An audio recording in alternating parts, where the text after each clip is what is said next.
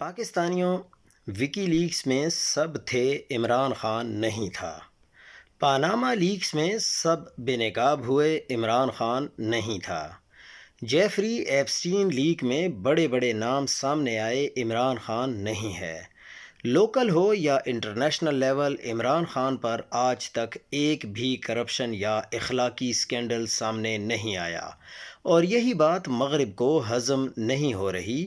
Epstein files میں عمران خان کا ذکر اگر آیا بھی ہے تو اس انداز میں کہ یہ اس وقت دنیا کا سب سے خطرناک لیڈر ہے۔ ایسا شفاف لیڈر نہ نظام کو سوٹ کرتا ہے اور نہ ہی غلام ذہنوں کو۔ ہمارا دل ٹوٹ سا جاتا ہے جب سوچتے ہیں کہ عمران خان جیسے شخص جب دنیا کے کسی بھی گراؤنڈ میں جاتے تھے تو بڑے سے بڑے اسٹیڈیمز بھر جاتے تھے۔ دنیا میں کہیں بھی جلسہ کرتے تھے تو جگہ کم پڑ جاتی تھی۔ پاکستان میں جب بھی جس شہر میں گئے پورا شہر امڑ آتا تھا۔ آج اڈیالہ کی تنہائی میں قید ہیں، وہ تنہائی جہاں آواز بھی گونجتی نہیں ہے، صرف خاموشی چیختی ہے۔ جسم پر زخم نہیں ہے لیکن روح پر گہرے نشان ہیں۔ آنکھوں کی بیماری، وہ روشنی جو کبھی پاکستان کو نئی صبح دکھاتی تھی، آج خود دھندلی پڑ رہی ہے۔ قید تنہائی میں دن رات گزرتے ہیں لیکن ملاقاتوں کی اجازت نہیں ہے، فیملی کی آواز تک نہیں پہنچتی۔ قوم کے باپ کی حیثیت رکھنے والا، قوم کا لیڈر جو کروڑوں دلوں کا سکون تھا، آج خود بے چین ہے۔ یہ صرف جیل کی دیواریں نہیں ہیں، یہ انسانیت کی دیواریں ہیں جو ٹوٹ رہی ہیں۔ ہم سب جانتے ہیں وہ ٹوٹے گا نہیں، لیکن یہ ظلم دیکھ کر ہمارا دل رو رہا ہے۔ خان صاحب، آپ کی ہمت ہماری طاقت ہے، آپ کی تکلیف ہماری تکلیف ہے۔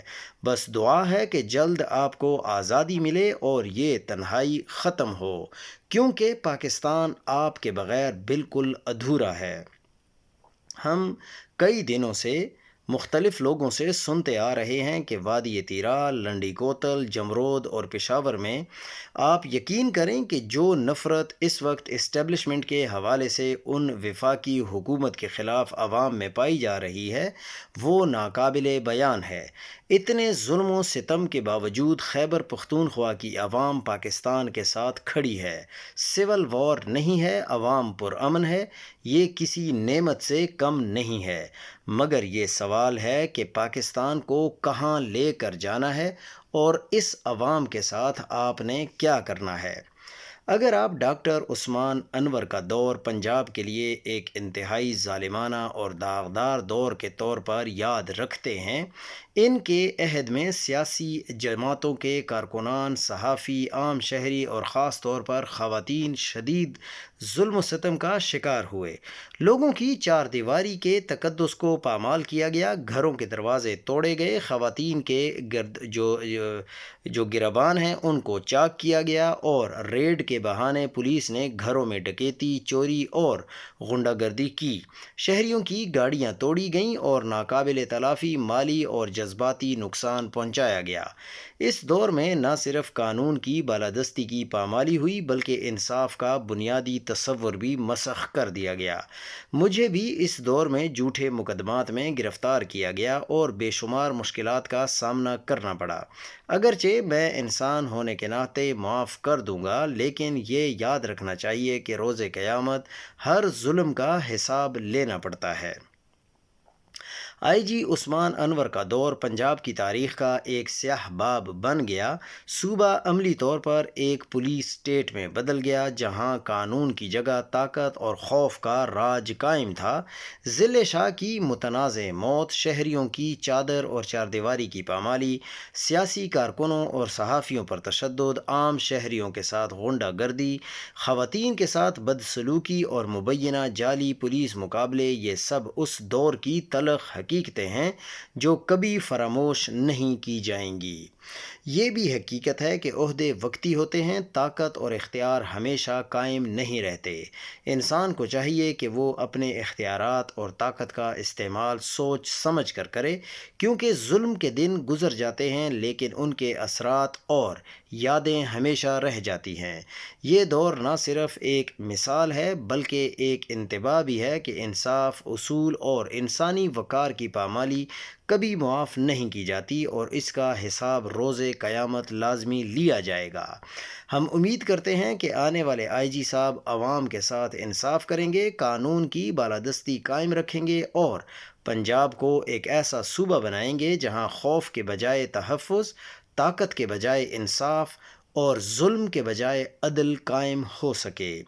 پاکستان میں آج کل ایک بار پھر وہی پرانی سرگوشیاں سرگرم ہیں اور گردش کر رہی ہیں کہ عمران خان نے ڈیل کر لی ہے، صحت کے مسائل کو جواز بنا کر وہ ملک سے باہر چلے جائیں گے۔ یہ باب بھی اب بند ہونے والا ہے، لیکن تاریخ گواہ ہے کہ پاکستان میں 1947 سے آج تک کوئی بھی جمہوری حکومت یا تو براہ راست گھر بھیجی گئی یا پھر اسے اس حد تک بلیک میل کیا گیا کہ وہ ملک کے مالکان کی ہاں میں ہاں ملانے پر مجبور ہو گئی۔ کبھی کرپشن کے کیسز، کبھی جیلیں، کبھی کردار کشی، کبھی خاندانوں کو نشانہ بنایا گیا۔ مقصد ایک ہی رہا، سیاسی قیادت کو جھکا دو اور طاقت کی اصل گرفت مضبوط رکھو۔ ہر بار لیڈروں نے ڈیل کی، ہر بار اقتدار بچانے کے لیے سر جھکا لیا اور ہر بار عوام کو یہی بتایا گیا کہ اس کے سوا کوئی راستہ نہیں تھا۔ لیکن تاریخ میں پہلی مرتبہ ایک ایسا شخص سامنے آیا جس نے کھلے عام کہا کہ یہ میرا ملک ہے، میرا جینا مرنا یہی ہے، میں کہیں بھی نہیں جاؤں گا۔ یہ بات کسی نعرے میں نہیں، کسی جلسے کے جوش میں نہیں، بلکہ مسلسل جبر، قید، تنہائی اور ہر طرح کی پیشکش کے باوجود کہی گئی ہے۔ عمران خان کو اس لیے خطرہ نہیں سمجھا جاتا کہ وہ معصوم ہے، بلکہ اس لیے کہ وہ جھکنے سے انکار کرتا ہے۔ وہ اس نظام کا حصہ بننے کے بجائے اسے بےتاب کرتا ہے۔ آج اگر وہ ثابت قدم رہتا ہے تو یہ صرف ایک شخص کی جیت نہیں ہوگی، بلکہ اس سوچ کی فتح ہوگی کہ اقتدار کا اصل مالک عوام ہوتے ہیں۔ اور اگر وہ ناکام ہو گیا تو ناکام عمران خان نہیں ہوگا، ناکام وہ قوم ہوگی جو ایک بار پھر اپنے حق کے لیے کھڑے شخص کو اکیلا چھوڑ دے گی۔ اس لیے دعا کسی فرد کے لیے نہیں، اپنے مستقبل کے لیے کرو، کیونکہ یہ لڑائی کسی ایک انسان کی نہیں ہے بلکہ پورے پاکستان کی لڑائی ہے جو عمران خان اکیلا لڑ رہا ہے۔ عمران خان آج بھی جیل میں ہیں، مگر حیرت انگیز طور پر وہ اضطراب، وہ بے چینی اور وہ عوامی دباؤ نظر نہیں آتا جو کسی مقبول رہنما کی گرفتاری کے بعد پیدا ہونا چاہیے تھا۔ وقت گزرنے کے ساتھ ساتھ ایسا محسوس ہونے لگا ہے کہ سب نے اس صورتحال کو معمول سمجھ لیا ہے اور یہی سب سے زیادہ تشویشناک بات ہے۔ اس سے بھی زیادہ افسوسناک پہلو پی ٹی آئی کی موجودہ قیادت کا کردار ہے۔ جن لوگوں نے عمران خان کے نام پر ووٹ لیا، اقتدار اور شہرت حاصل کی، آج وہی قیادت عوام کو متحرک کرنے میں ناکام دکھائی دیتی ہے۔ نہ کوئی منظم عوامی رابطہ مہم ہے، نہ واضح حکمت عملی ہے اور نہ ہی ایسا احتجاج جو سنجیدگی اور تسلسل کا تاثر دے سکے۔ سیاست صرف بیانات اور ٹویٹس سے نہیں چلتی، اس کے لیے قربانی، نظم اور قیادت درکار ہوتی ہے۔ عوام کی مایوسی بڑھ رہی ہے کیونکہ انہیں سمت نظر نہیں آ رہی۔ جب قیادت خود کنفیوژن کا شکار ہو تو کارکن کیسے کھڑے رہیں؟ عمران خان کی جدوجہد کو زندہ رکھنے کے لیے صرف نام کا جو استعمال ہے وہ کافی نہیں ہے، بلکہ اسی جذبے اور استقامت کی ضرورت ہے جس نے اس تحریک کو جنم دیا تھا۔ یہ سوال اب کھل کر سامنے آ رہا ہے کہ کیا کچھ لوگ واقعی عمران خان کے نظریے کے ساتھ کھڑے ہیں یا صرف اپنی سیاسی بقا کے لیے ان کا نام استعمال کر رہے تھے؟ تاریخ ہمیشہ ایسے لمحات کو یاد رکھتی ہے جب وفادار اور موقع پرست الگ ہو جاتے ہیں۔ اگر پی ٹی آئی کی قیادت نے فوری طور پر سنجیدہ، منظم اور عوامی سطح پر مؤثر حکمت عملی نہ اپنائی تو نقصان صرف ایک جماعت کا نہیں ہوگا بلکہ اس سیاسی امید کا ہوگا جو لاکھوں لوگوں نے عمران خان سے وابستہ کی تھی۔ وقت تیزی سے گزر رہا ہے اور خاموشی کبھی بھی جدوجہد کا متبادل نہیں ہو سکتی۔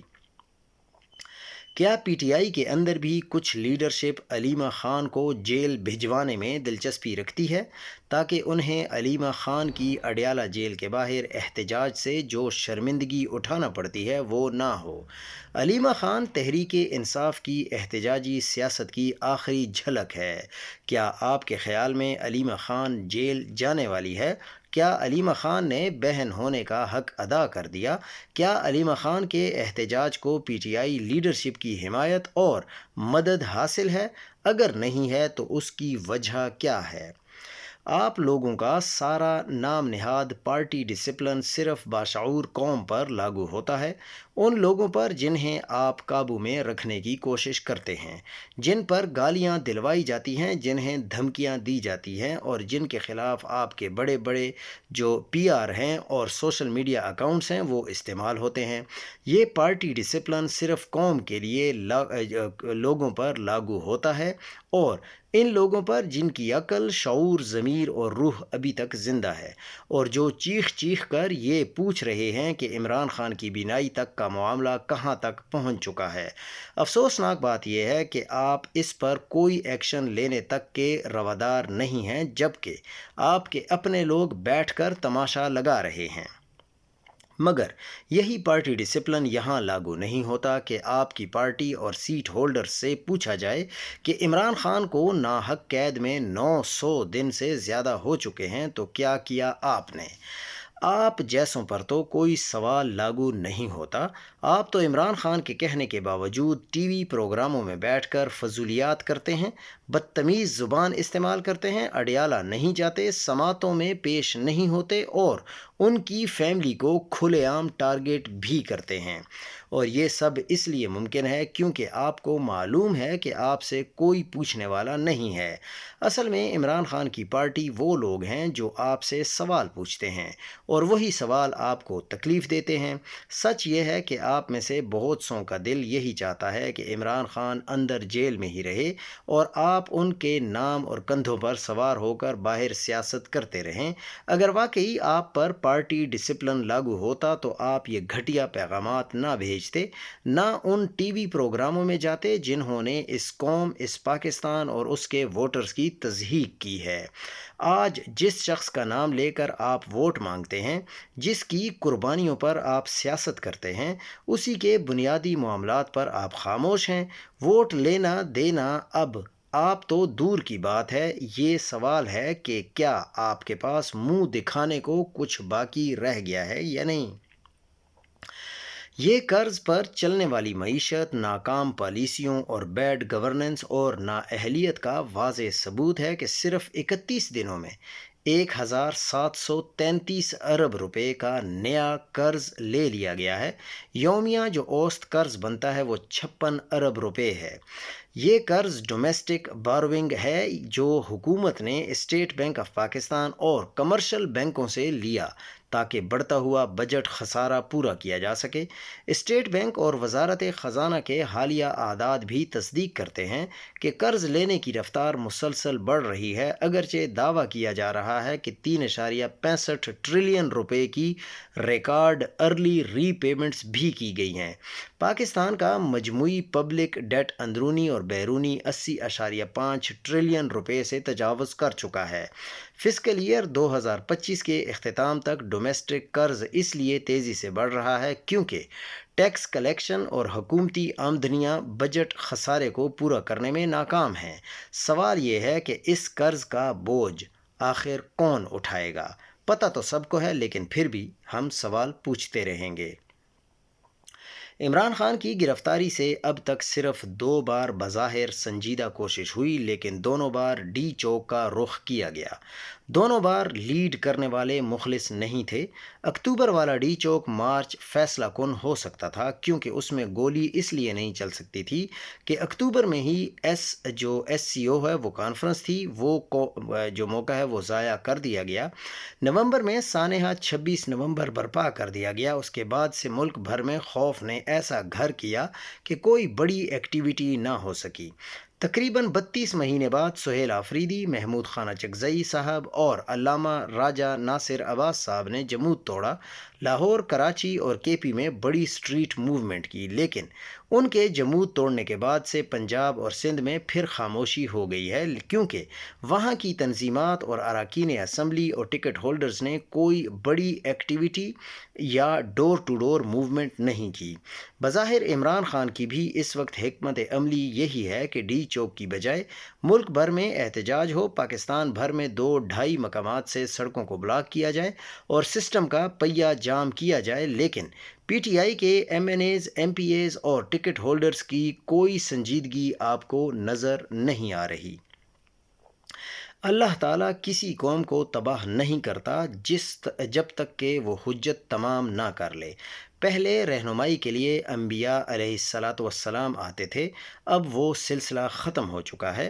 اب وہ ہر مفلوق الحال قوم میں ان ہی میں سے ایک کوئی رہنما بھیجتا ہے، اور اب یہ قوم پر ہے کہ وہ اس کے ساتھ کیا سلوک کرتی ہے اور کیا کر رہی ہے، اور جو اپنے لیڈر کے ساتھ ہر قربانی دینے کو تیار ہوتی ہے یا کوفیوں کی طرح بدعہدی کرتی ہے۔ ہماری بقا ہماری ہمت پر منحصر ہے۔ اگر ہم نے عمران خان کا ساتھ نہ دیا تو تباہی کا انتظار کریں، جیسے شام، لیبیا اور عراق تباہ ہوا۔ علیمہ خان کا جو مطالبہ ہے وہ بالکل درست ہے اور بروقت بھی ہے، لیکن تھوڑا سا اختلاف یہ ہے کہ سیاسی کمیٹی اور مرکزی قیادت کے ہوتے ہوئے توقعات اور ایکشن کا سارا بوجھ سہیل آفریدی پر ڈالنا بالکل غلط ہے۔ اگر سب کچھ سہیل آفریدی نے کرنا ہے تو اختیارات بھی اسے ہی دے دیے جائیں، سہیل آفریدی کو نگران چیئرمین بنایا جائے، مینا خان کو پارٹی کا سیکرٹری جنرل بنایا جائے، سیاسی کمیٹی کی تشکیل کا اختیار بھی انہیں دیا جائے اور ہر سطح کے عہدیدار لگانے کا اختیار بھی دیا جائے۔ پوری پارٹی قیادت اور سیاسی کمیٹی لاتعلق ہو کر گھروں میں بیٹھی رہے، فیصلے کرنے والے لوگ اور ہوں اور بوجھ اٹھانے والے، تو گیپ ہی آئے گا۔ میرے پاکستانیوں، ٹھیک 2 سال پہلے 8 فروری کو آپ سے انتخاب کا حق چھینا گیا۔ پاکستانی قوم نے ووٹ عمران خان اور تحریک انصاف کو دیا۔ پاکستان میں ووٹ کی طاقت سے خاموش انقلاب آیا، لیکن دن کی روشنی میں آپ کے ووٹ پر ڈاکہ ڈالا گیا۔ پاکستان پر ریجیکٹڈ ٹولہ مسلط کیا گیا، باوجود اس کے کہ عوام طاقت کا ڈر موجود ہے۔ 8 تاریخ کے احتجاج کے خوف سے لاہور میں قبل از وقت ہے، وہ بسنت اور میڈیا میں فیک نیوز چلا کر احتجاج کو کمزور کرنے کے لیے مختلف پروپیگنڈوں کا سہارا لیا جا رہا ہے اور لیا جائے گا۔ آپ سب نے پاکستان کے لیے، پاکستان میں جمہوریت کی مضبوطی کے لیے، ووٹ کی طاقت کے حصول کے لیے 8 فروری کو اپنی دکان، گاڑی سب بند کر دینی ہے، تاکہ طاقتوروں کو اندازہ ہو جائے کہ طاقت کا سرچشمہ اصل میں عوام ہی ہوتا ہے۔